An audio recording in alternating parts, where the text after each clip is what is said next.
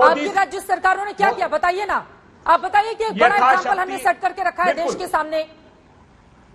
देखिए चित्रा जी, हम नहीं कह रहे हैं, प्रधानमंत्री जी ने सार्वजनिक रूप से तारीफ की कांग्रेस शासित राज्यों के परफॉर्मेंस की, मोदी जी ने की, राजस्थान की तारीफ। 14% हिंदुस्तान का सबसे ज्यादा वैक्सीनेशन कहां हुआ जानते हैं? छत्तीसगढ़ में। 12% राजस्थान में, 8.4% महाराष्ट्र में। आपके प्रदेशों की क्या स्थिति है? 4%, 3%। अरे परसों उत्तर प्रदेश में सिर्फ 2000 वैक्सीन लगे, जानते हैं आप? परसों हिंदुस्तान में 7 लाख वैक्सीन लगे। क्या बात करते हैं? अरे 1 साल लगेगा अगर 40 लाख वैक्सीन रोज लगाते हैं तो 74 करोड़ लोगों को वैक्सीनेट करना पड़ेगा। ठीक है, बाकी के भी दोनों मेहमानों के पास में जाऊंगी। गौरव, जल्दी से अपनी बात पूरी कीजिए, उसके बाद अभिषेक झा और मृत्युंजय तिवारी, मैं दोनों लोगों के पास आऊंगी। गौरव, पहले आप अपनी बात पूरी कर लीजिए। गौरव जी। चित्रा जी देखिए, 3 बातें मैं उठा देता हूं आपके चैनल पे। सबसे पहले तो देखिए किस शाख पे कौन बैठा है कांग्रेस के कार्यालय में, हम सब जान गए। इनके यूटर्न नहीं खत्म होते हैं।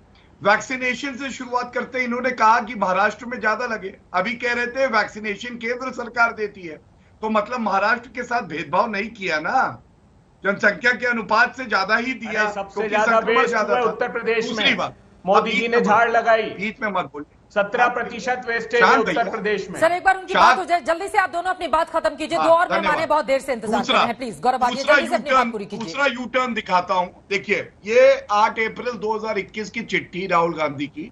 उन्होंने कहा कि give state governments a greater से इन वैक्सीन प्रोक्योरमेंट, और जब कर दिया केवल 25% तो स्टेट लेंगे जी, तो हाथों फूल बताइए ना, कहने लगे कि नहीं। कौन दे रहा है? जी फिर बोल, आप इंटरनेशनली ये बताइए, राष्ट्रीय चैनल पर अपनी बात कौन सी कंपनी प्रोवाइड करा रही बताइए। हवा क्यों निकल जाती है बताइए? ऐसा है जैसे राहुल की पंचर की दुकान हो, सारी हवा एक बार में निकल जाती है। अरे छोड़िए ना, बीच में मत बोलिए। को मना कर दिया, फाइजर को मना कर दिया। मित्रा जी तीसरी बात, आज का अखबार है देश में सबसे ज्यादा दुखद मौतें 1019 महाराष्ट्र में हुई है एक दिन में, 24 घंटे में 1019। तो छुपा और सोनिया गांधी क्या कह रही थी? आपके राज्य बताते सर हर जगह की यही स्थिति है कमोबेश, और देश के किसी भी हिस्से में कोई भी नागरिक अगर उसकी जान जाती है कोरोना के कारण, ऑक्सीजन की किल्लत के कारण, तो हम सब के लिए ये शर्मिंदगी का विषय होना चाहिए, बजाय इसके कि उंगलियां उठाकर हम एक दूसरे की तरफ इशारा करते हो। अब इससे आगे बढ़ते हुए जल्दी से अभिषेक झा और मृत्युंजय तिवारी आपका रुख करते हुए।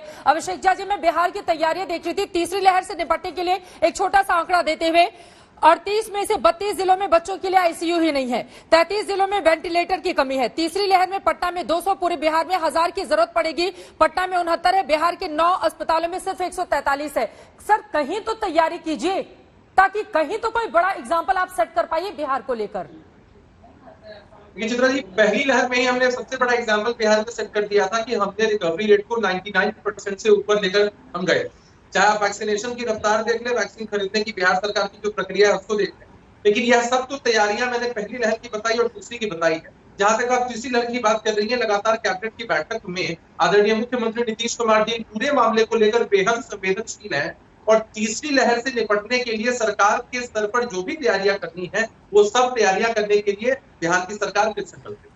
बस एक बात मैं कहना चाहता हूँ मृत्युंजय तिवारी, आप लोग एक बात और कहना चाहता हूँ, बोल लीजिए। मैं बस एक बात कहना चाहता हूँ कि तब से हम लोग सुन रहे हैं, जानते हैं मानवता पर सबसे बड़ा संकट है कोरोना जैसी महामारी, और नकारात्मक रवैया हमारे विपक्ष का ऐसा होता है। आप देख लीजिए कि यही वो राहुल गांधी जी हैं जो लॉकडाउन के खिलाफ ही हमेशा प्रेस कॉन्फ्रेंस करते आए हैं। ये विपक्ष के ही लोग हैं, अखिलेश यादव सरीखे नेता हैं जो कहते हैं कि किसी विशेष पार्टी, विशेष गठबंधन की ये वैक्सीन है, तो इन्होंने तो हमेशा भ्रम का जाल पूरे देश में फैलाया है।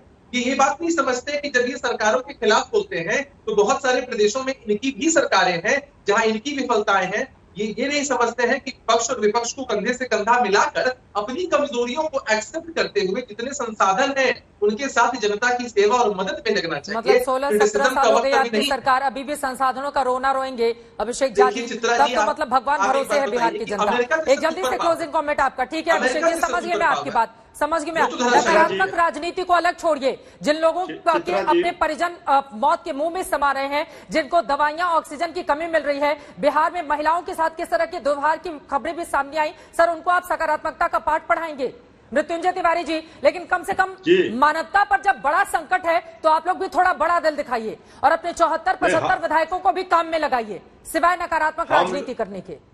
हम लोगों ने तो पूरा बड़ा दिल दिखाया है। हमारे नेता ने आज भी, तेजस्वी जी का, सुन लीजिए ना भाई, इनको चुप कराइए। चुप है वो, बोल लीजिए। आज हमारे नेता प्रतिपक्ष तेजस्वी यादव जी ने मुख्यमंत्री जी को पत्र लिखा है कि आप अनुमति दीजिए, हम जाएंगे अस्पतालों में, देखेंगे, लोगों की दर्द सुनेंगे। सरकार जब तेजस्वी यादव जी बाहर निकलते हैं, लोगों की पीड़ा सुनते हैं, मदद करते हैं, तो मुकदमा कर देती है सरकार। सरकार न करती है न काम करने देती है। एक भोजपुरी में कहावत है, न खेलब न खेले देव, खेलवे बिगाड़ दे। सरकार लोगों की जान बचाने में भी नाकाम साबित हो रही है।